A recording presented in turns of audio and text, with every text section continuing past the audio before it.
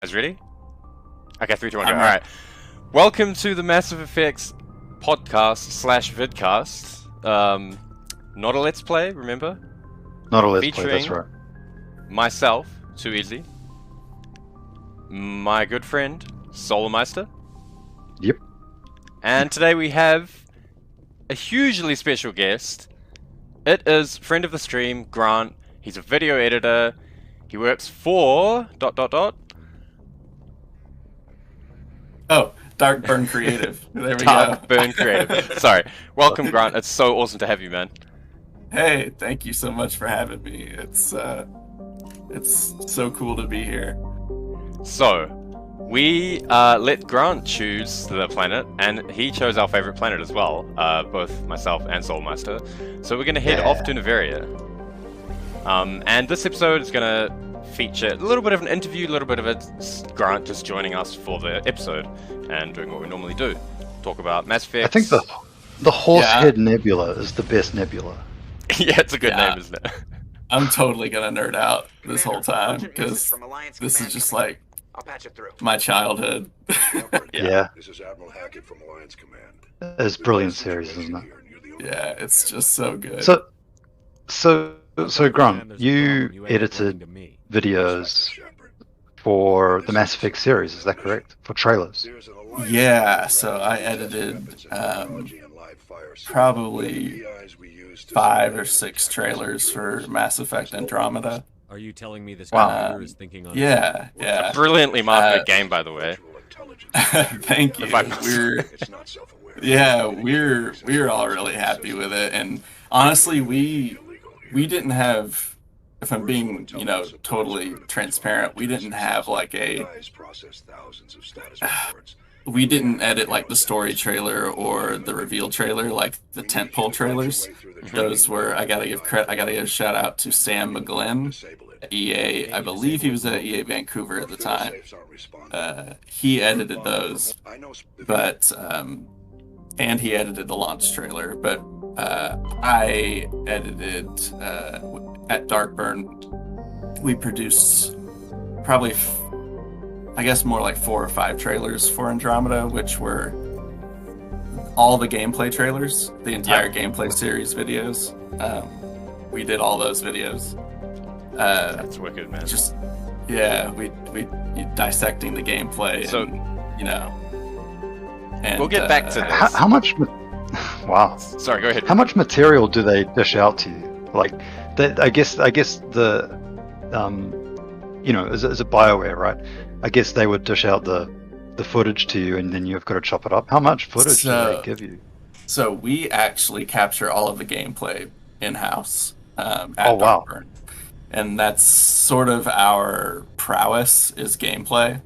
We're a gameplay-first driven marketing agency. And so they give you a demo, or they give us a build of the game, and we get to play in it, and it's really cool. Cool. Yeah. Just need a little bit more footage, trust me. Yeah. The trailer I'm most proud of for editing in that series was the Sarah Ryder trailer. Yep, I know the one. It was kind of like a cut down of the launch trailer, but with a focus on Sarah. And I got to kind of steer the ship on that edit, which was really cool. Just having a little bit of choppiness. Would you mind turning off your webcam? Just might help a little bit. Yes, Let's see. Absolutely. Let's see. I'll do one other thing as well. But we'll get back to this. So first of all, what path did you take to get into your career where you are today? Like, did you study this did you start doing video editing at school? Did you study at university? So I started editing trailers when I was probably 13.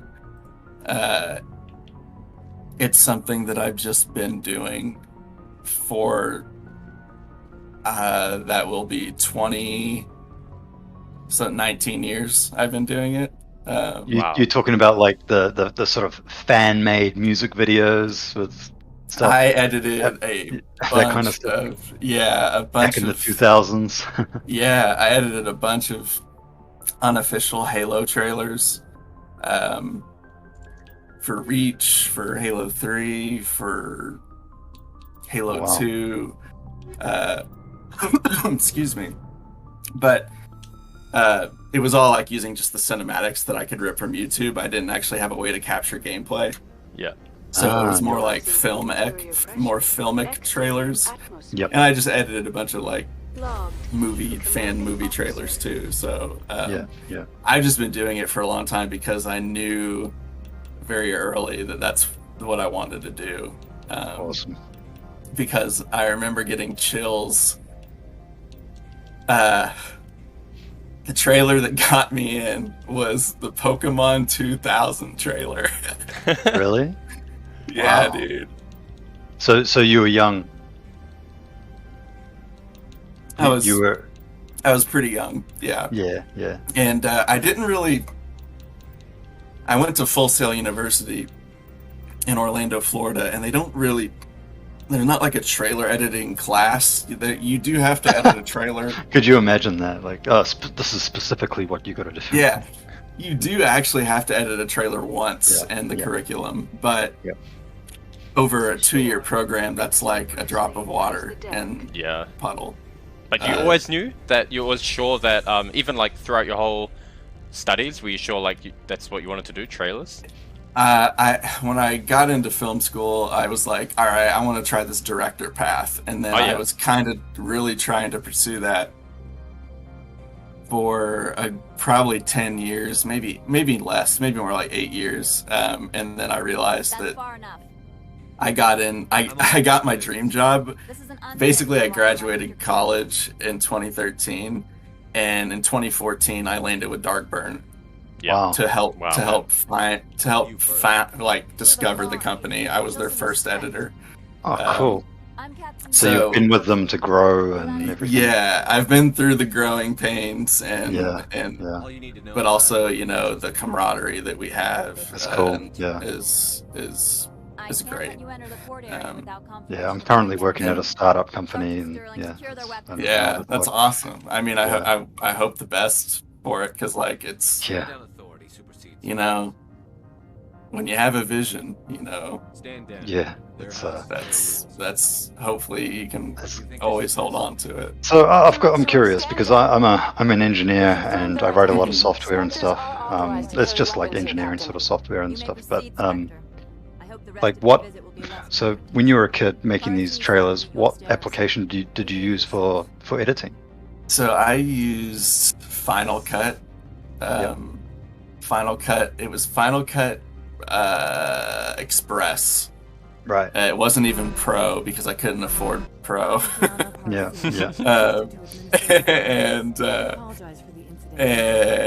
then I remember using a floating copy of Sony Vegas and using that for a while. But honestly, I started on Windows Movie Maker. Right. And, classic. What I did, this is something, a fun fact. Can I speak with her? I would, because in Windows Movie Maker you only have one audio track. So how am I supposed to edit multiple tracks of audio, like dialogue, music, sound effects? Like, how am I supposed to do that? So I went into Adobe Audition, which my dad was using because he's in radio. My dad was in radio, and he taught me how to use Adobe Audition. So I made the whole trailer, the audio, a radio edit, basically, of just the audio of the trailer with no picture reference. Wow. And then I imported that into Windows Movie Maker and that's awesome. Stunk You all just slapped the it on. Because I had to have more than one audio track. Yeah. Oh man, that's epic. That means a great deal to me. You know what I noticed? Oh, go ahead. You know what I noticed about Noveria, right? Yeah. Is it's like it's the concept of Area 51, with this top secret development, but it's very corp, like it's they lease out the labs, right, Yeah. to do God knows what. Right. But right. they've flipped it, so instead of a desert in the middle of nowhere, they have an ice world. Right, so it's Area covered 51 in blizzard. in terms of all the conspiracy theories. So if there's something spooky in the galaxy, everyone's going to say, oh, it's in the lab in Noveria. Yeah, well, that's according to the wiki, actually. yeah, so, yeah. Mhm. Yeah. As it says, it's the source of many wild conspiracy theories. There's a university in Canada where the interior looks like this, is where they got the inspiration from. Can't remember Really? it though. Yeah, it's the brutalist. It looks just the same, like the big wide I- stairway. Like, I just noticed the ceiling lamps hanging down. See how they're just big rectangles? yeah. It's actually really cool. Yeah. I never Yeah. actually noticed. That honestly looks a lot like Dice Stockholm. Oh yeah. Have you been there? I haven't been there personally. I've just edited a bunch of footage, live action footage. Yeah. Oh, cool. Into some of their videos. We've collaborated with Dice on multiple Battlefield games and both Battlefront games, the reboots. Wow. We did all the another one of my baby like kind of one that I was really happy with was the Battle of Geonosis trailer for Battlefront 2. That's Oh, you've yeah. got quite the portfolio, man. Yeah, jeez. So you've worked on trailers for like how many games? For Like more than you can count on your hands? Or? I've actually have a running Google Doc of every trailer I've ever edited. Oh, wow. Good thing to Just so have. I can keep track. And also at the end of the year, like recognize how much I'm putting in, you know. Mhm. But probably the most rewarding experiences were for Jedi Fallen Order and Titanfall 2. Both Respawn. Well, and anything Apex. Basically, we do everything for Respawn. With Respawn. Yeah.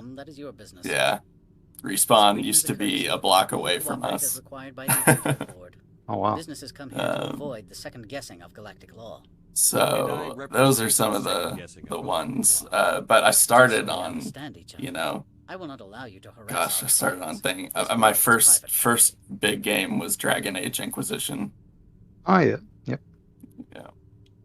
Opold wants me to smuggle a package. That's Mm. so cool, man. Basically- So another BioWare game. Your word to act. Yeah. And Bring me Dragon the Age or Mass smuggling, Effect?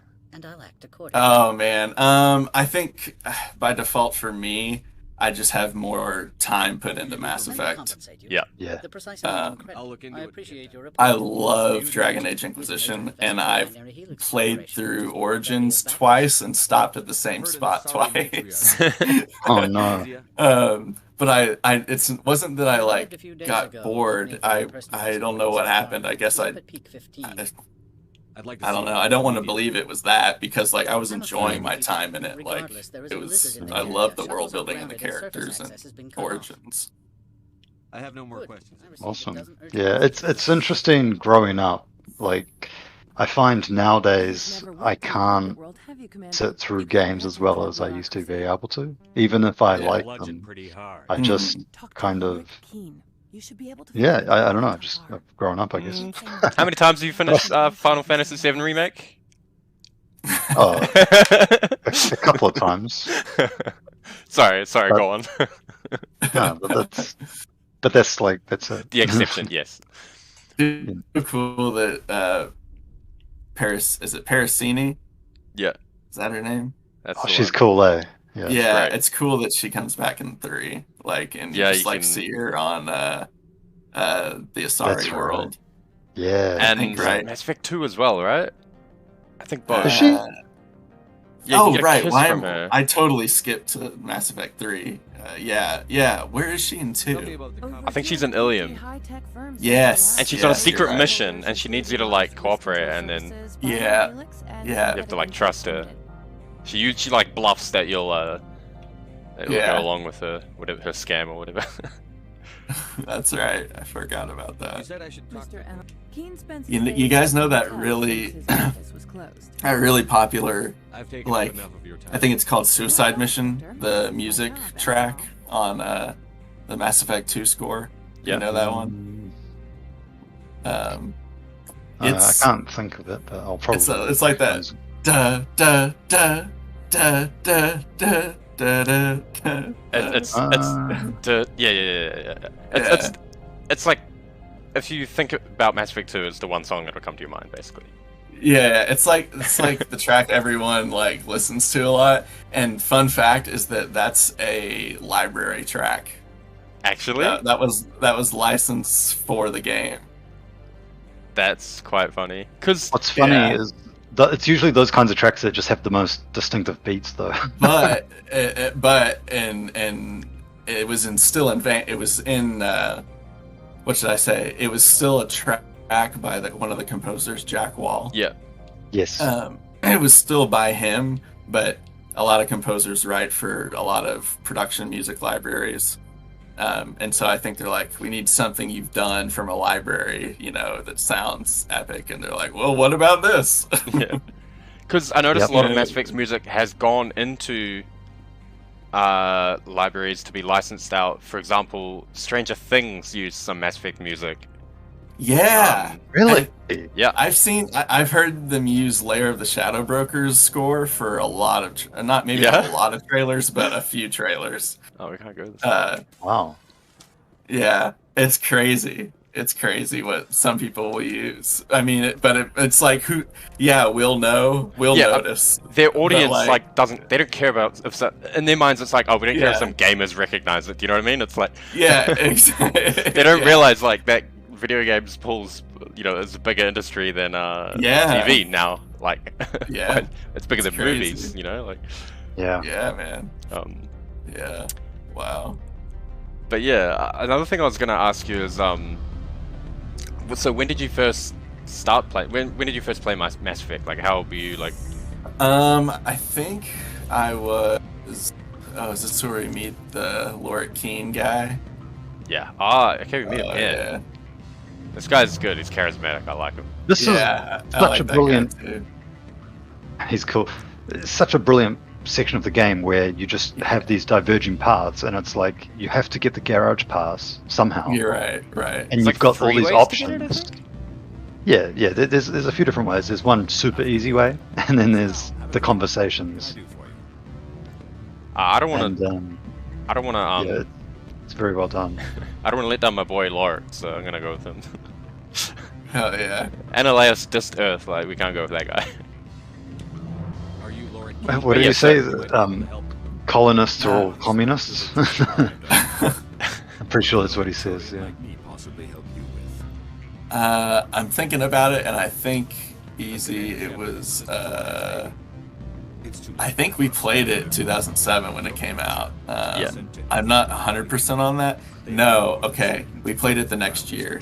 Were you So- big on like RPGs and like sci-fi at the time, or was it kind of like a foundation, yeah. a piece of sci-fi for you? As far as like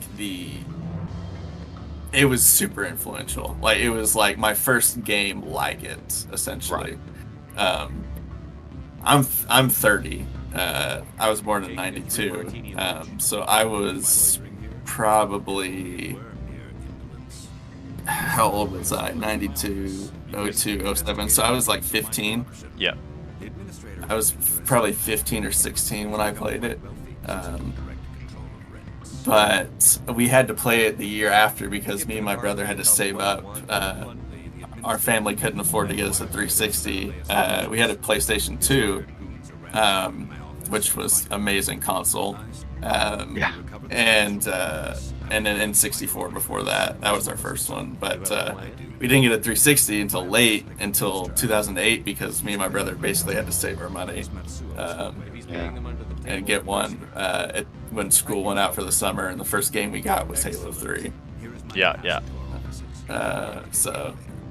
And then we played Mass Effect, and it was me and my brother used to we used to speed run. We we used to try and speedrun it and see who could get the fastest time, which was a lot of fun. On Mass Effect. Yeah. That's epic, yo. Yeah. Mass 1. Yeah, Mass Effect 1. Wow, yeah. I've actually, on Legendary Edition, I actually tried just having a go at doing it quickly. I can't really, like my hands are a little bit arthritic. But, you know, like I gave it a shot just to see what optimizations I could make, and yeah. It's because it's just such a fun game. Yeah. You kind of want reasons to keep playing it. I mean, on the topic of speedrunning, that is the fundamental reason people speedrun games, in my opinion. They're looking for a reason to keep playing their favorite game.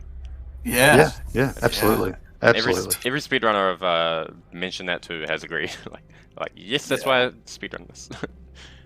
And that's what it's like for me as well. So Mass Effect, like, what did you think about? So a lot of people look back on Mass Effect and they say, bit of a clunky game. Did you guys feel it was clunky at the time? Because I thought at the time it held up well compared to the other games that came out. It had the distinction of the combat wheels and being able to pause combat and shoot stuff, and I think it was really good at the time. And then, unfortunately, just a few years later, it was very outdated. But right, I don't know. I never remember like it being a problem. Like I remember it being like uniquely challenging, but like I didn't have like a problem with it. You know, it was like rewarding. No, I agree. It's so rewarding. It's so like it gives you this feeling of so much depth in the world. Like, you know, what are you going to find in the next crate and that kind of thing. Just kind of keeps you going. It's not predictable. Yeah. Everything the commander has said is true. I'd step aside if I were. This moment is so tense. Specters or Alliance troops or whatever. How about this? You pretend you didn't see us, we'll pretend we didn't see you. How about this? Did you guys go more Paragon or more Renegade in your decisions, or did you mix it up throughout? Jimmy's committed to being a Renegon, so. Yeah, we're polar opposites on this. So I'm. Are we? You're gonna have to you know, bridge the gap / make the decision, Grantler, because I'm a Renegade player basically.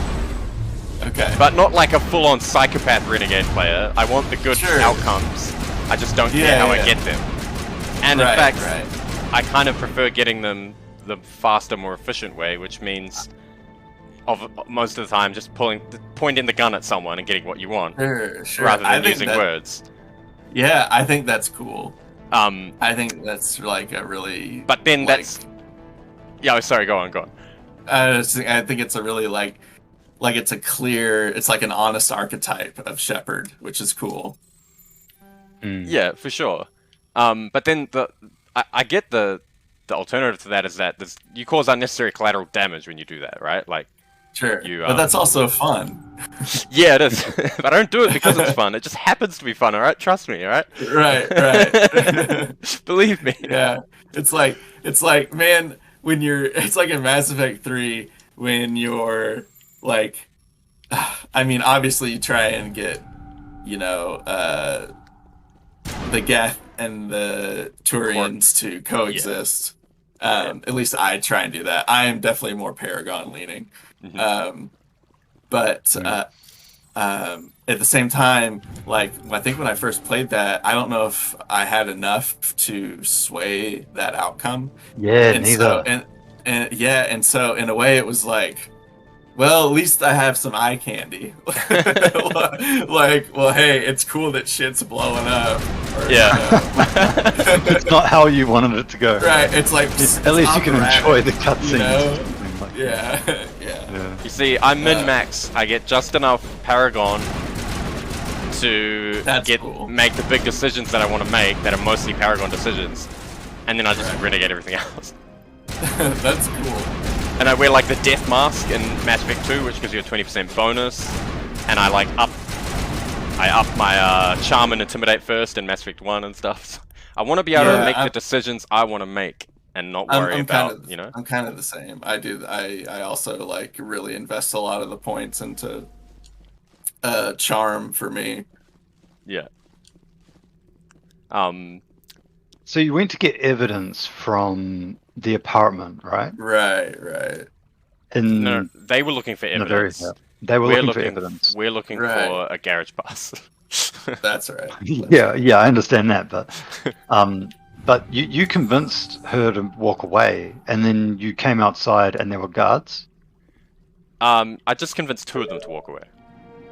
Right, the ones from that encountered us at the very beginning in the port, right? When we docked. One of them. No, we're about to kill her on the way out. Here she is. You preempted that. Oh. Yeah. Oh, okay. So she's crooked, but her Right, superior is not crooked. I don't think you're Right. supposed to be in here, Shepard. Do you plan on making me leave? Plan on making me You leave. think I'm gonna let you walk out?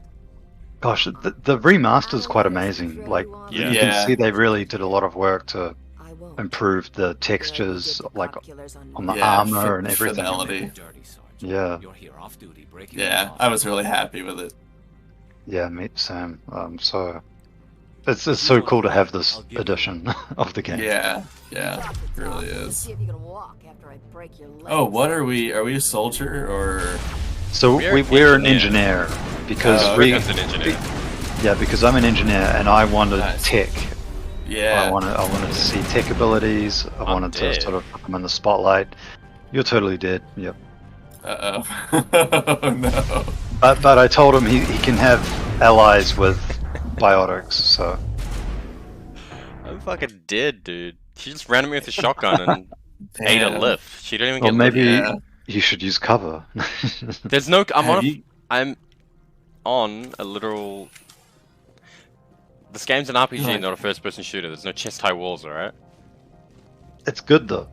Yeah, it's great. I love it. Realistic. It's not like Mass Effect 2 where it's like, oh, look at all these barricades Yeah. and things. Yeah, You know, like from Like about basically 2008. telegraphing. Yeah, 2008 to 2010, there were chest-high walls everywhere in every game, and then they were all gone. Yeah. Yeah. yeah. Yeah. You. Yeah. Well, Oh, we you're were so talking right. about how we were talking about like third-person shooters, like Gears of War, Yeah. like how Mass Effect 2 and Mass Effect and Gears of War are just so similar. Yeah, absolutely, man. The original 3 Gears games were. Yeah. Like, I remember I played the hell out of Gears 2. Yeah, we did as well. Yeah, Played a I lot of them remember Gears. 2 and 3 the most. I think me too. But man, if I had to go back and play one now, it might be 1 just because of how man, that game gets like visually really dark, and like I actually think I don't know, I'm a big fan of that now. Like that's kind of Yeah. my taste. Yeah, it's kind of spooky, kind of Like challenging. not that, yeah, exactly. Not like trying to motivate excess light sources and really having like play spaces be really dark. I mean, It's- this is ME1 is kind of a good example of that too. Is it all the technology that people have nowadays as animators, and they just think about what they can do, and they don't stop to think whether they should. Yeah, That's a total great way to Jurassic Park. say it. Yeah. Yeah, A good that's- example. Oh, sorry, go on, Rudman. No, that's exactly it. Like Yeah. I find a lot of games they're so focused on being polished and nice that they just lose sight of what good gameplay is. You know. Yeah. But Yeah. yeah, that's my opinion. A good You have example is oh, sorry, go on. No, I just say you have those, those magical moments where everything does go right, and you get games like I don't know. Recently, I would say Red Dead 2, and I'm a really big fan of Last of Us Part 2. Yeah, I'm Yeah. actually playing that at the moment. Nice. Step by step. It's cool. It's cool. Yeah, I played the first one. The first one left a really big impact on me. Like I was so inspired by the first game. Yeah. I played I that was quite like- recently. Yeah, the Yeah, first one. yeah. Uh, I don't that's have good. part 1 like the remake, but Yeah. I'll get it eventually. I've just like one of the fan trailers I made before getting hired was for The Last of Us. Mhm. So, Yeah. yeah. Oh, that's cool. Commander, there have been reports Did of you- noise from the oh, Thematic Insights okay. office. Would you I was just You've thinking done so of, many games. Don't play me, Shepard. I was thinking You need to about tell the truth before you talk to everyone. me. The level everyone remembers from the first Halo game has got to be 343 Guilty Spark, the level with the flutter introduced. Oh yeah. And a funny story about it is that it's on top of what we're talking about. There's fog, and it's spooky. You're in a fog-ridden Yeah. jungle, right? Yeah. Now, Atmosphere. yeah, atmosphere. Everyone loved it, and there's like flood in the distance, and you can't see what they are and everything, and it's spooky. Mhm. Now, the fog was never meant to be there. The fog was there because the frame rate was bad, and they wanted to hide it. Right. Or like, and they couldn't and the textures looked bad, and they couldn't get things to load. And Yeah, the probably performance was LOD stuff Yeah. that we're Yeah, probably so- hiding. They chucked the fog in there, right? And then when they were remastering Halo CE, they had an original Bungie employee who worked on that level, helping to remaster the graphics for that level. And he Oh. was like, guys, fuck the fog. We never wanted fog. Let's get rid of the fog and do what we originally envisioned, which was this big jungle, you know? Yeah. Yeah. And all the community hated it. Everyone hated it. Everyone Yeah. said this mission looks terrible. They changed the vibe of the mission. We want the fog Yeah. back. And it's just funny. It's one of those Atmosphere, moments yeah. where, Yeah. you had to get more creative back in the day, and it actually worked out a lot of the time, you know? Always a pleasure, Yeah. Inspector. Yeah. It's a absolutely. nostalgia factor as well, isn't it? Yeah, I think It's, so. But you maybe- kind of man. want what you remember, not The what job is done. you But don't. also, I think a game that did really well was was a good remaster, or I think it was rather a remake, was the Gears 1 remake. I kind of liked it at least because at was least there a remake of Gears 1? it was yeah. What was it called? Exercise that corporate credit account. All Looking you it up. say is true. I can offer 750 credits. That's all I can. Remastered or no? I That's believe it is Starting with remastered. Mr. Elias. The lighting pass on it is Allow me to very myself. like they knew what they were touching and they respected it. Natural. You want to blow my And I think that that was kind of lacking in the executive board knows the 343 Guilty Spark remake for Halo CE, or is it the remaster rather? This planet can run profitably again.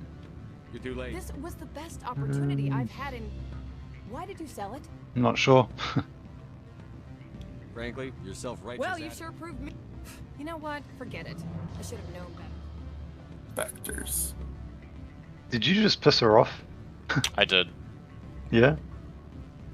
I didn't mean to, but, you know, I was too busy listening to the great conversation.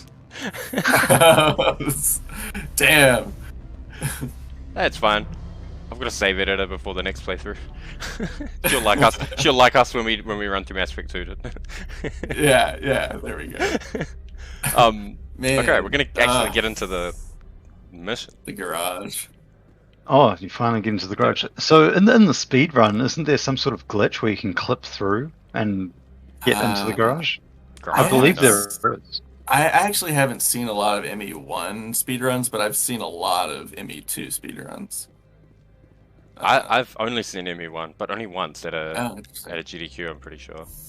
Do you know? Do you follow Mike Wave? No, I haven't heard of them. He speedruns exclusively, almost exclusively Mass Effect. Yeah. And it's really good. He's like a lot of fun to watch for ME2 because the ME2 speedrun takes advantage of the Vanguard? Yeah, Vanguard Charge. That's right. I remember now. Yeah. Yes, that's And so you can just like That's just epic. Dragon Ball Z instant transmission yourself, like or wherever you need, which is really fun to watch actually. But I haven't seen a lot of ME1, and I would like to watch more ME1. I know people get really hung up on Ilos. Really? Because there's a skip on Ilos that you can do, and it skips almost all of the Mako driving at the end Yeah. of Ilos. Oh, yeah. wait a minute. Yeah, I'm pretty sure I've seen that. Yeah. Yeah, Sounds and familiar. yeah, and so I think people don't run it as much because I think there was a record with it, and it's just really difficult to get. I'm not sure if that's true, Microwave, if you're watching. you know, Oh, watch you out know for this the, destroyer! You know the truth. Oh shit! Yeah, this is not fun. Can I punch him over? Probably not. Probably too big. I don't know. Oh my god. Oh damn! He's He beastly. So Dude, that's isn't the critical mission failure music is just so iconic. Oh fuck yeah, dude! It's so good. Yeah, it's brilliant. It's very memorable. That's Legendary Edition new behavior, right? The sprint at you. They could never sprint in Mass Effect 1. I swear. I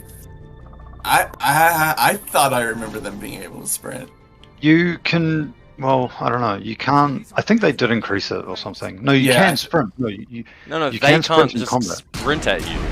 That's what I'm saying. The destroyers just sprinting at you in combat. They never used to happen. I'm pretty sure they did. Maybe just the AI is a little bit different. It could have been. Or yeah, that you're just. I guess it could have been. Or just because you're playing as engineer class and this has never happened to you. I usually play as Sentinel. Pretty similar. So you've got this mission. When we get to it, I'll bring it up. But this mission was crazy growing up. Like, oh hell yeah! God, you it's just you mean so much. You're talking about Noveria? Yeah. This is what sold me, man. This mission. Yeah. This absolutely gets you into the game like nothing else. I really do like. I almost when you asked me which planet, I was tempted by Pharos. Oh yeah, it's a great world as well. Yeah, the Thorian stuff is just really cool. Yeah, the Thorian's brilliant. I remember, like, it's just so. It's like a Star Trek episode or something. And I haven't watched much Star Trek, but yeah, like you're just not expecting the Thorian before you go there, you know. Like, it's a weird. It's kind of from left field, yeah. It's very left field. Where did they come from? But it's brilliant. And like, what's always stuck with me is the Renegade option, like reply to when he first sees the Thorian, and he says, "Nothing's ever simple, is it?" Yeah. It's brilliant. Renegade Shepard is he's objectively funnier. That's another thing. Yeah. He's way funnier. Way funnier. He really. Mark Muir did such a great job. Oh, you have a Mark Muir story to tell us, don't you? Yeah. Go ahead. Okay. I met him at MegaCon Orlando in Florida, where he was a guest at, and I was so excited that he was there because it was like the year ME3 came out. Wow. So 2012, I guess, right? Yeah. Yeah. I think. Is that right? Oh, who knows? I think it's 2012. But I met him there, and I learned through a friend from school. He's like, yeah, turns out like he'll friend you on Facebook. Oh, this moment is so cool when you see the snow. Just the fact that we walk out of the station, no loading screens, just an elevator. We walk through some doors into a hangar. We walk to the thing, we drive out, and now we're here. It's like there's no loading screen. It's all seamless. Yeah, it's awesome. Just amazing, man. Yeah. You know, in the remaster, they actually removed a wall from the, what would you call that area? In that wide open space where we were looking at the hanging lights, the rectangle lights. Oh yeah. Apparently, like when you go in there, there's a wall to block your view because the whole area, because it's such a big room, it needed time to load. And so during the remastering of it in Legendary Edition, they were like, "Hey, we can get rid of this and make it a bit more open." You know? That's funny. Yeah, it was like a dividing wall between two sections. I think it was like hiding probably hiding the textures from not being popping. Exactly. Yeah. The things you do when you're designing games. Absolutely, man. It's really cool to like. We work on a lot of games where we get to be involved really early, so we get to see the development. And that's really cool. Like, that's really fun to be a part of, That's and awesome. like see the evolution of the game. Yeah, I love the creativity of games. Like, that's one thing that I always wanted to do is make games. I became an engineer instead, which is just as creative, but you know, maybe one day I'll get into games. I'm writing a game right now, and it's been a very slow and arduous process. So this game that you're writing, are you talking about story or like? I'm basically writing every beat, every moment there is gameplay, every moment there's a cinematic. Wow. You're writing and directing. Yeah. I'm trying to have something that I can like have a Bible on, essentially. Yeah, and then potentially find a way to get it out there. You know, that's epic, man. It's How interesting. Long has it been going on for? A while, and it's like probably the story has been kind of just evolving for a long time, and I've only recently, in the last probably 2 years, really committed to a direction. Wow. Can you give us a hint of the genre? It is very it's very inspired by Last of Us, but also games like Mass Effect, but not in the way that it's an RPG, and just in its world building. Like, so like science fiction fantasy. It's basically science fiction post-apocalyptic with a dash of basically horror fantasy, like Metro. The Metro series is one of my favorite series. So immersive. It's also takes, obviously, I know I mentioned earlier, but it takes a lot of inspiration story-wise from like Naughty Dog games, just because I think their level of storytelling is just, I find it really inspiring. So I'm trying to have a really great story, but also not try and like forget about that this is a game, and you know, I need to think about the gameplay and be conscious of what it is and how that influences the story as well. So well, that's the biggest thing that a lot of games I feel like let me down on, is the integration of story and gameplay, where even some of the biggest games in the world, like maybe Skyrim, really suck at that. Like, it feels like two separate things going on, the story and the gameplay, you know, like. Yeah, I mean, that style of game, it's designed to be a choose your own adventure in a sense. So it's but you know, sandboxy. You go up to someone and, you know, two quests might interact, and you they'll hate you 1 minute and then ask for help the next, and stuff like that. Awesome. It's better when the story has impact on the gamelay. Like, we talk about Mass Effect fields and Mass Effect, and we actually have Stop shields. here for a second, Jimmy. Yo. So Grant was just saying the view's awesome. What are we looking at here? Is that the Peak 15 facility? I would assume so, and we can see our road there. Yeah. We're gonna go that's there. where we're going. I've never noticed that before. Wow, that is amazing. Yeah, because the blizzard, Yeah. It looks very Forerunner. It kind of does, doesn't it? But nah, it does feel like it belongs. Like, well, this is before the Forerunner aesthetic was really nailed down.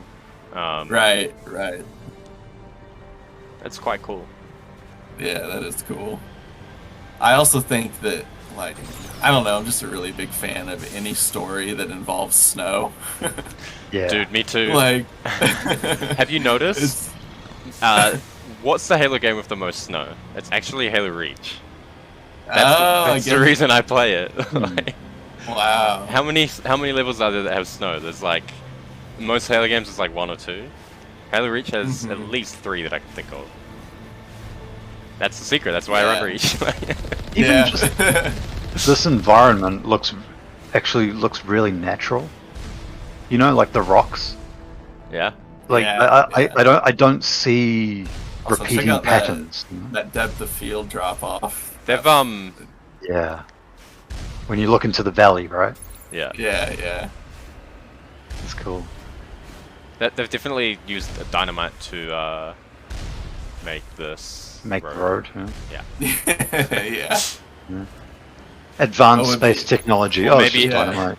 Yeah, maybe a mining laser. Yeah.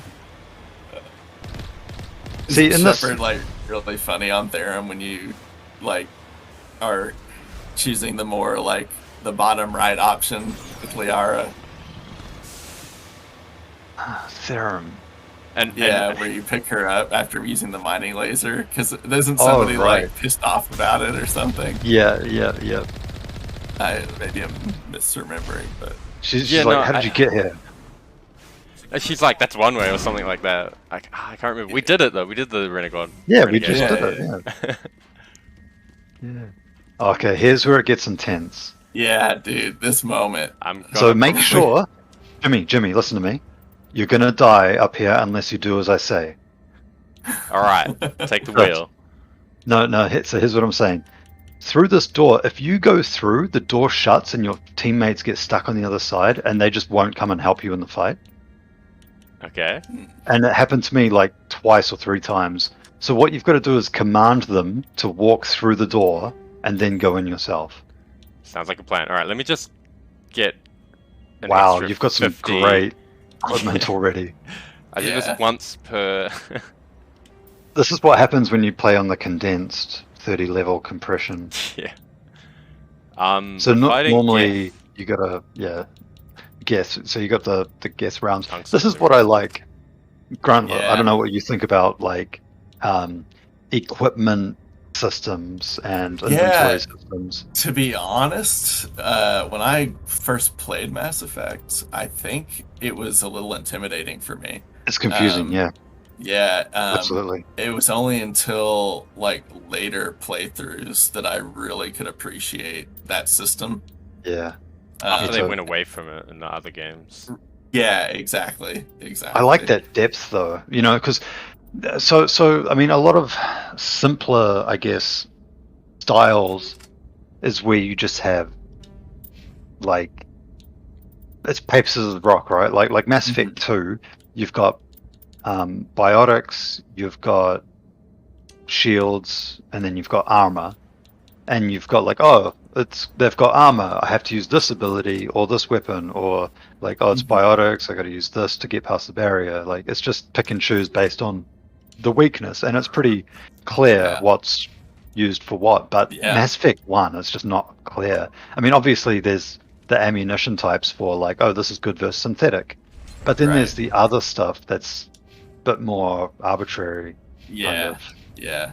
I also totally took squad mates for granted during like my first playthrough. I totally like definitely was more gung ho, just like it happened to you, Jimmy. Sorry, yeah, you're gung ho, yeah. Yeah. Oh, you got them through, nice. Oh my god. Jeez. Yeah, get the rocket drones first. And they have a Krogan. It's like they have a cave troll, except a Krogan. You're saying, Grant, you were gung ho? Yeah, like my first playthroughs, I was very much like I treated it like a shooter, and like was just trying to absorb the story as much as possible, like trying to get through the gameplay. Like I was very cinematic driven at first, and then appreciated the gameplay in like later playthroughs a lot more. That's interesting. Yeah. I feel like most people would either be real gameplay driven and care about like, you know, the what's it called? Yeah. The progression system and stuff, right? Like Yeah, I totally still took like I would manually still, you know, assign points to my squad, and like I'd still, you know, have the Mass Effect experience. In Mass Effect 1. Oh my god, he's fucking wild. Just ran up and punched out Liara. Oh my god. It's brilliant. See, that's what I love. Like, that's the fear I want to feel when I play this game. You know? Like, oh no, he's coming for me.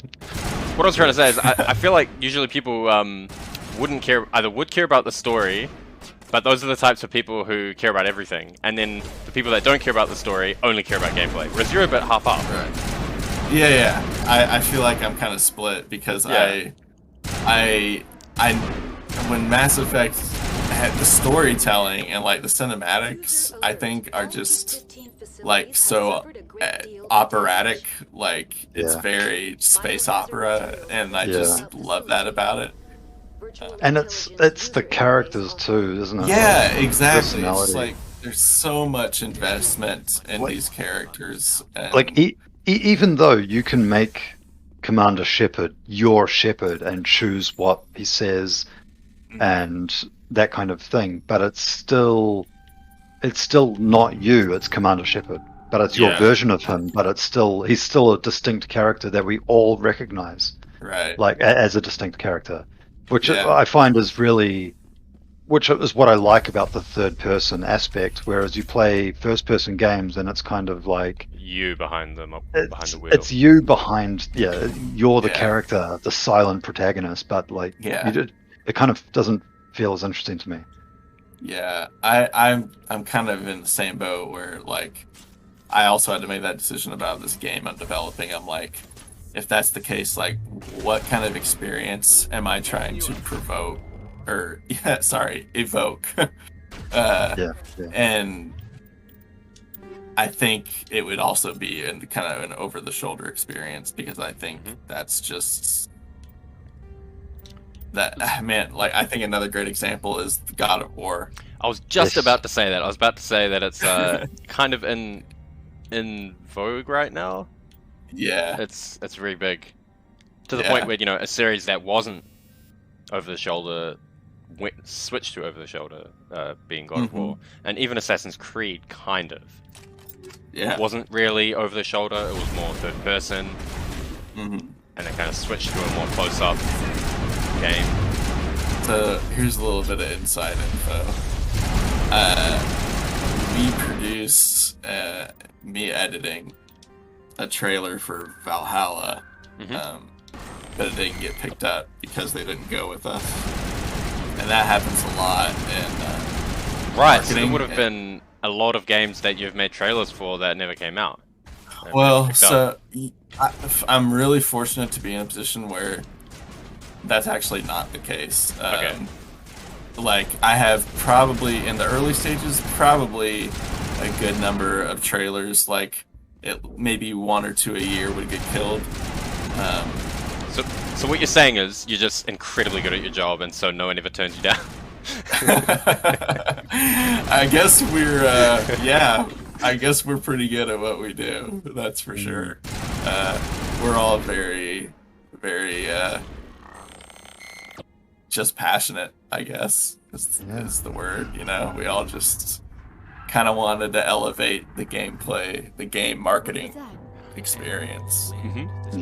Like treat it as an art form, and at least that's what I aspire to do. Cool. So, I mean, it really is. It's a culmination. Oh, sorry. Ragnar. So I was just pointing out this is the introduction to the Ragnar. I was going to say, they are the culmination of all forms of art rolled into one. You have music, you have visual design, you've got storytelling, you've got acting, you've got basically everything, and you've got and it's interactive. You've got Yeah, this is what I've always said about video games as an art form in themselves. It's like game design, like a board game, for example, right? So you've got game design, game mechanics, you've got like story design, you've got sound design, music.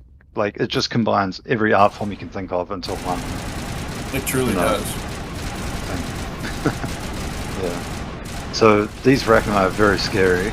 If they hit you with a melee attack, you almost die. Oh, I forgot to bring Rex. Oh well, that's fine. You know what's interesting is, I was just going to say, like, so the Krogan defeated the Ragnar, right? They did.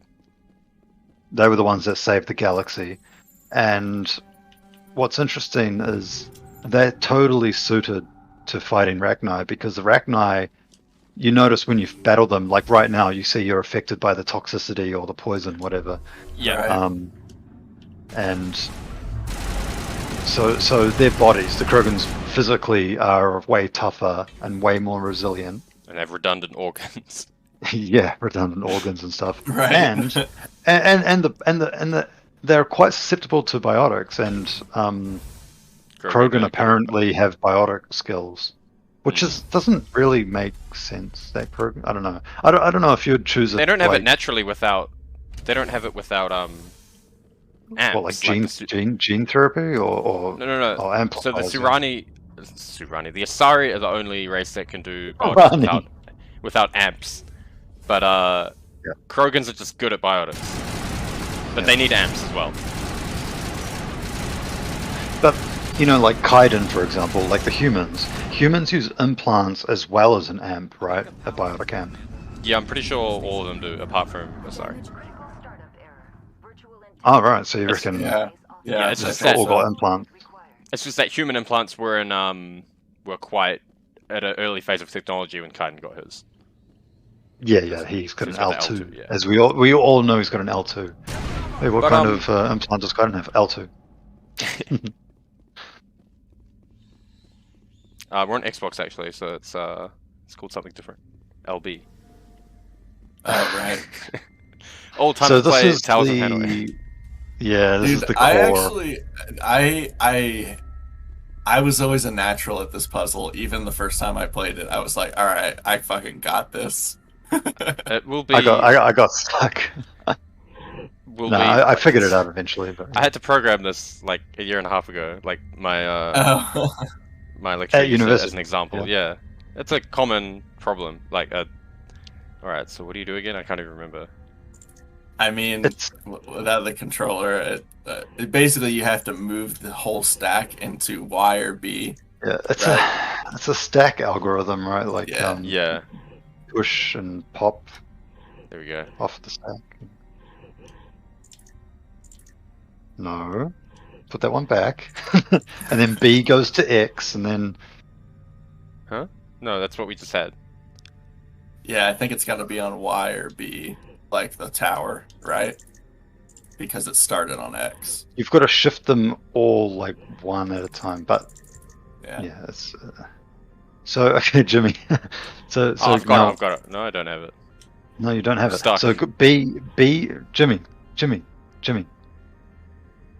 Yes, go on. So wait, we've got to get them all over to B side, right? B or Y, I think. Yeah.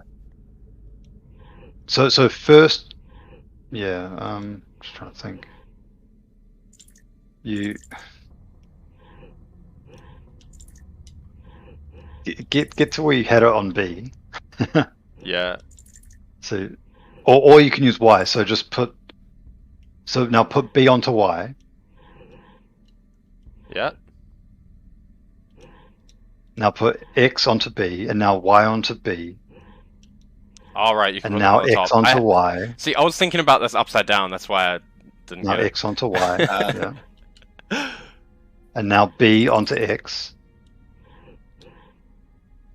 Wait, are you sure it's not B onto Y? It's B onto X, and now B onto Y. And now X onto Y, Ah, okay. You've got and it. I'm now still- X onto B. Dude, I still can't not think It's- about this upside down. Yeah. I don't know why. Yeah.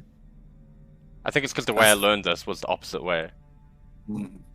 You had it on B. Where did you go? You took it off. There we go. Yeah, leave that there. Okay, so now. And now No, we what are you build doing? it. Now we leave build it it. there. Yeah. Put Now this you on go X. Y onto X, and then Y onto. No, sorry. No. Go back. Go Yeah. X onto B, or the top, the smallest one onto B, and now Y onto X, and now B onto X, Ah, okay, yeah. and now Y onto B. I do a lot of programming. Nice. We've done it. Let's go. Yeah, I would. Yeah, I just had to sort of push in there to make sure we got that done in a reasonable amount of time. I still, even by the end, I was still... My brain was thinking of it upside down. Like, crap, pop up! Yeah, and I think there's like the crazy thing about that puzzle is I think there's like, I mean, there's obviously at least 2 solutions, but I think you can, the way you get those solutions, I think can vary. It's the same, right? Like it's just moving there's a it pattern. Yeah, yeah. You're alternating them across the way that you just saw. Like it's just yeah, and you can sort of do it through trial and error if you stick to it. But I can definitely imagine people getting frustrated. You can slap Omnigel on it, can't you? And I always got that one when I was a kid, but that was before I learned the Tales of Hanoi problem. Is there an option, like if you can't do it, you can 100 just Omnigel, yeah. I need Right. to find Matriarch Benez. Can't really remember that a lot in this game. Yeah, I think it is, yeah. it is. Critical report complete. Do you have an additional? I actually like this part of the game where it's like you gotta, put the Yeah. facility back together. And you're figuring out like what happened here, and then suddenly you realize people still alive, Oh, and the music, like the background music. I'm gonna turn it up so I can hear it. The ambience, I should say. Well, in that case, I would have turned it up so you guys can hear it. Oh, like there's no. Well, I've got a volume thing here, so. But yeah, like you can just. Landline connections are disabled. Passenger trams are offline. So, are you going up the elevator to the top, to the landline going to connections or whatever they are? It's a So good this view, this is a scary fight. This is a really hard fight because the Arachnai just run at you like crazy. And I don't have Rex. And now in your armor, you should have like anti-toxicity or like anti right. or like 8p regeneration. That's the best to deal with them. And then you also want like shredder rounds and I've got that. Yeah, I don't have toxic seals. Yeah. I think toxic seals is the one, but The yeah, you don't need toxic you don't need shields at all. Yeah, and this is what I was talking about before. Like, there's no black and white like what you should use against what enemies. Like, a lot of games it's like, oh, it's elemental, right? You just use the elements, and it's pretty, paper scissors rock. But yeah, you have to think about it in this game for each encounter. It's quite cool. Yeah, absolutely.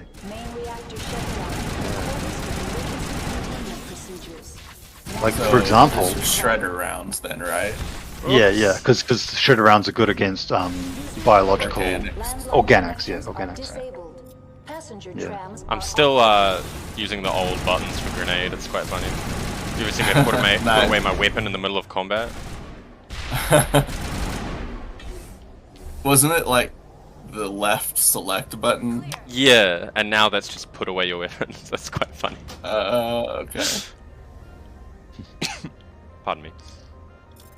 Yeah, so this area, we just repaired landline, so I'm assuming that's like the I think that's the electricity. communications. Yeah. Maybe. I can't really remember now. I assume so. Also, I love this in the glacier. Yeah, we're in the glacier. It's amazing. Yeah, really cool. Actually, I visited a glacier here in New Zealand, in the South Island, for Prince Joseph. It's awesome. You got that blue ice. Oh, wow. It's really cool. Did you take the helicopter up and walk on it? Yeah, we did actually. That's epic. Yeah. That is epic. It was cool. It was beautiful. It's like, see it while you can, it won't be there for long. Yeah, it sucks because, right. You can take pictures and you can film, but it just doesn't look the same. Yeah, I know what you mean. It's kind of, I totally know what you mean. It's kind of like the Grand Canyon. Yeah. I don't know if you guys have ever been. No. I hope to. I've never been to the US. We'll have to go one day. Holy shit. Yeah, definitely something like that. You can't get the size of it. Yeah, or, what it's like to look at from pictures. Absolutely. I'm about 3 hours from the Grand Canyon. Wow. You know what's wild to me about the Grand Canyon is this idea you've got layers in the wall of the canyon. You've got these layers, and it's just like millions of years of dead things. Yeah. Just You can. It's layers. it's the whole history of It's Earth. You know. Yeah, it's literally just like layers of skin. Yeah, it's amazing. Yeah. That's wild. You guys, do you stargaze at all? Every now and then. We I grew like up stars. in a country where there's almost no light pollution. Or like we would Me visit there a lot too. as kids. So Yeah. we kind of take it for granted in a way Yeah. because it's for granted. But we I honestly, it took me. because of my New Zealand accent, yeah. I always tell jokes to my friends, and none of them get them because my pronunciation's so different. Oh my gosh, Arachne. But yeah, we grew up in the country with almost no light pollution, so we're just used to there being a metric F ton of stars up in the sky. Yeah. Yeah, the Milky Way is awesome to look into on a clear night. Yeah. Yeah. We've Yeah, I got a grew up- huge telescope, but haven't used it in a Oh, while. that's cool. Yeah. That's cool.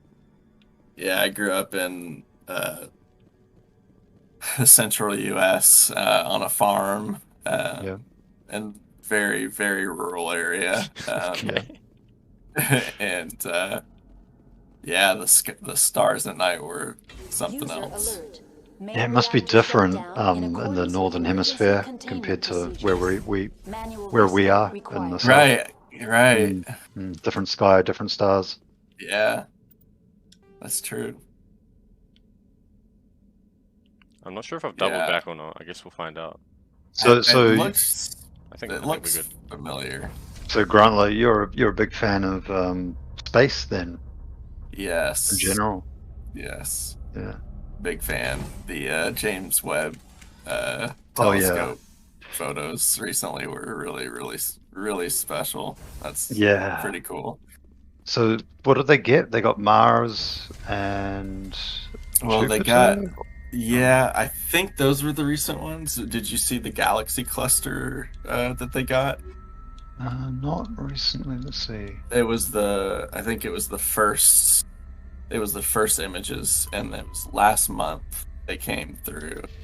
And there's a galaxy cluster one, and it's insane. There are so many galaxies in it, and I think the statement was that it only takes up, if you held your hand out, it would take up a grain of sand against the sky.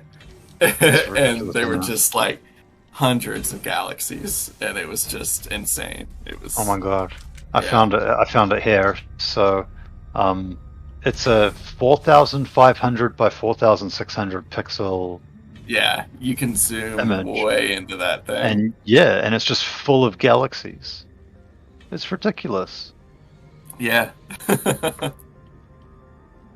It's absurd. Yeah, I think about Mass Effect a lot when I stargaze. Yeah. It's like, man, how cool would it be to meet some sort of other intelligent? Like, just imagine, there are things out there right now, things happening, like, they probably don't have arms and legs like us, but not like the aliens in Mass Effect, but just different things, right? Yeah, absolutely. Yeah, Or- I remember. Sorry, go ahead. And I remember watching the Curiosity rover land on Mars, and that was also just really that was fucking cool. Exhilarating. Yeah, Because the way that they did it with the camera that they had, the parachute and everything. Yeah, it's so cool. It was freaky. Like, I must have not been old enough to be watching at that time. Probably not. No, this was the Curiosity rover was what was it? in the last year, 2 Oh, years. Really? Yeah. Sorry, it was the Curiosity or the Perseverance. I think you're talking about Perseverance. Yeah, Thank you. I'm thinking about Curiosity was a bit earlier. Yeah. I totally got those backwards.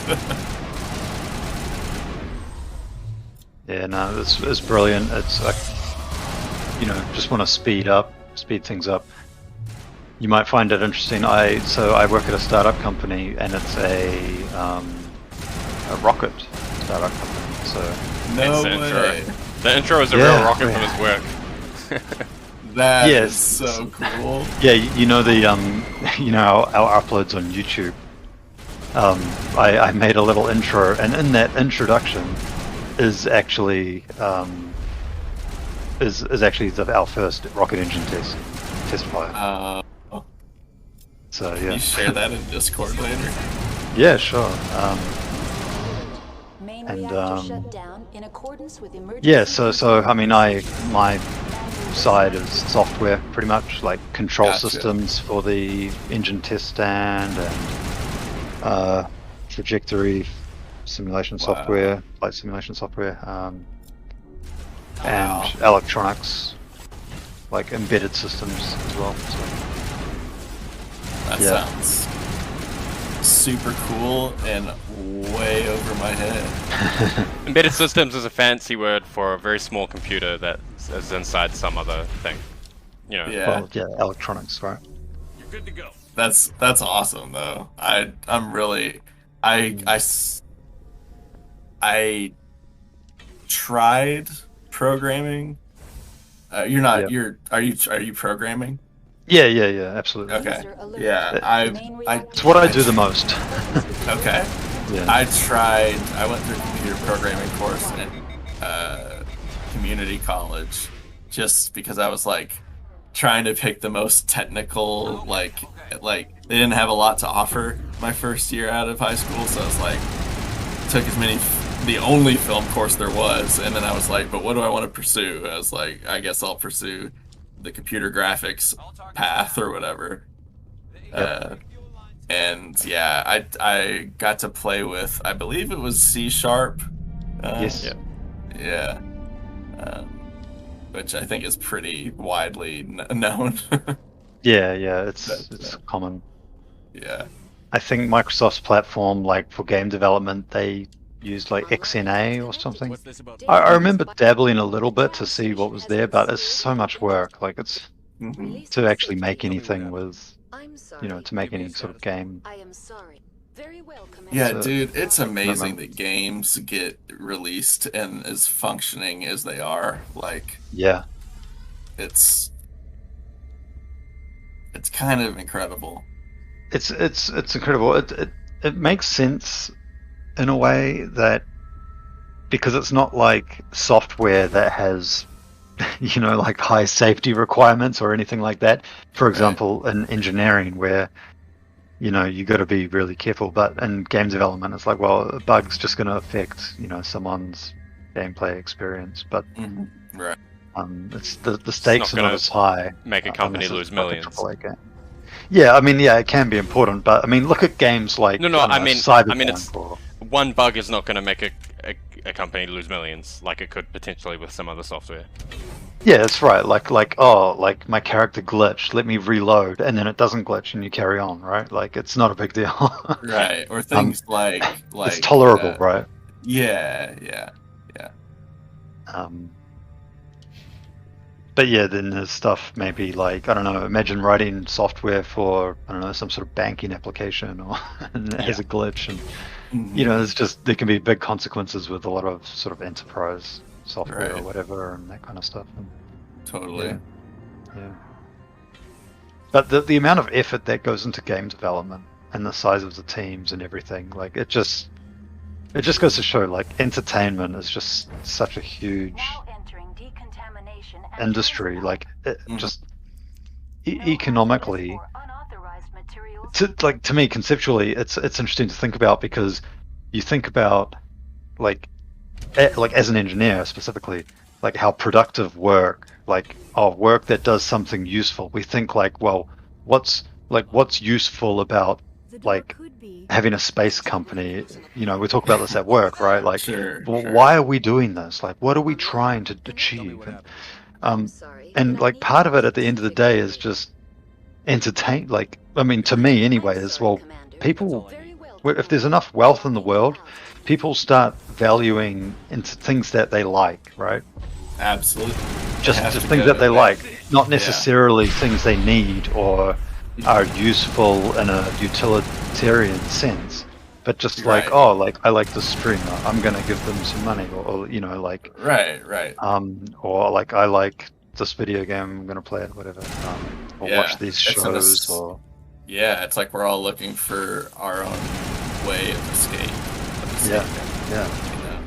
And so I think that, you know, space activity may be just part of that because people just want to explore and do amazing things because the extra wealth exists to do that kind of stuff, even if that kind of work is not necessarily profitable. Like, Right. because the only industry you're going to have in space is industry that's going to help other space industry. So Yeah, it's kind of a, you know, I was having this conversation kind of recently about like what would how would humanity, like how would we as mankind realistically go about with becoming, what is it, a type 1 or a type 2 civilization? yeah. One or the other. I think it's type. I feel like we're a type 0. Yes, I think we are. I actually think we are type 0. Kardashev scale. So maybe it is type 1, but when we reach that, like, what will that look like? Is type 1 when you're fully harnessing the power of your star? I believe so, yes. To the point of building, like, a sphere around it? Or is that not yet? Well, I think what you do afterwards is a little more ambiguous, but I think it's Right. as long as you're harnessing the power of your star. Yeah, I mean, because we're almost there. A lot of countries have targets to hit fully renewable energy by, you know... Right. So if you wanted to be specific, based on the scale, so type 1 is a civilization close to the level presently attained on Earth with energy consumption at 4 times 10 to the power of 19. Wow. What the heck is an ergs?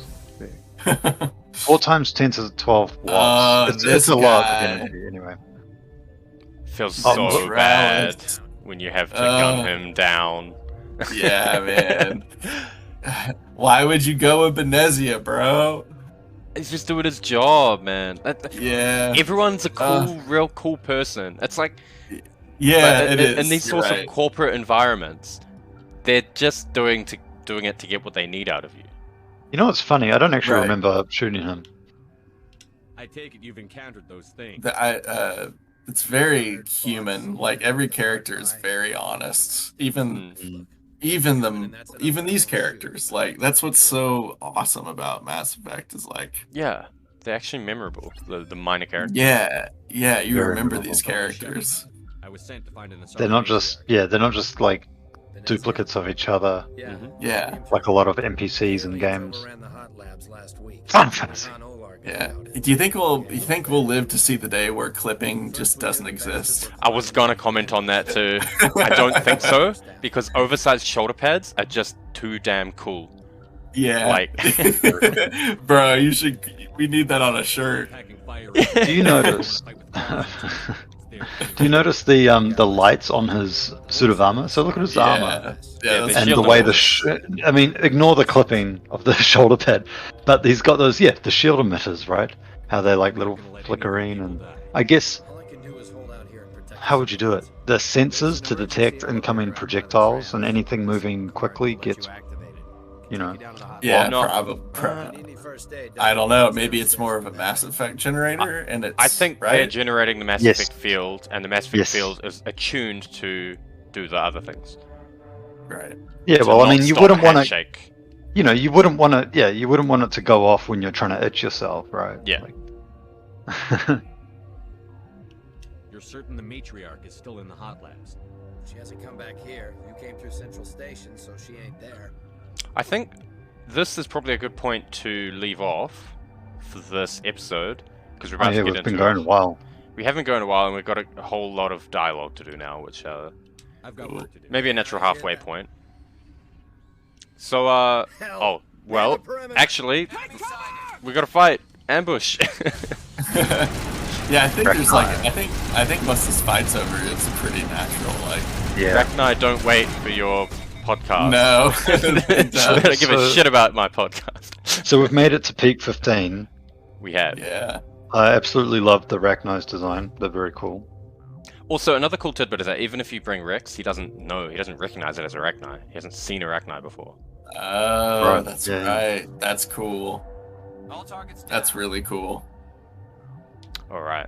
Yeah. So thank you very much for being here, Grant. It was a blast, a lot of fun. I feel like we just keep talking for hours. So if you ever want to hop on again sometime, hit me up. I would love to. Yeah. Awesome. We'll have to make something happen. Maybe for Mass Effect 2, you can do the same and pick your favorite mission. That sounds. I'm all in. Hell yeah. Sweet, man. Sweet. Thank you so much for having me, you guys. I really appreciate just chilling and nerding out over our shared love of Mass Effect, man. It's just such a great game. So thank you for having me. It was an absolute pleasure, man. And thank you for everyone who listened today. If you want to ask a question to Grant for next time he comes on, post it in the comments. Or if you have any other comments or questions for us, go ahead, join the conversation. Thanks to the people who watched in the live stream. See some names in there. Appreciate you guys. We're keeping tabs. But it's been a very busy dialogue tonight. But yeah. Tune in next time for the second half of Noveria, where we'll get into the nitty-gritty. Me and Soulmaster. Anything you want to say before we close it off? I want to say that Windows let you see the glacier. And that is all. Geth do not use Windows. That's true. That's true. All right. Right. They're just looking out their windows like, those humans would never try that no window thing twice. Sorry, I couldn't help myself. Yeah, you're supposed to be gone. We say goodbye to you. No, I'm just kidding. All good.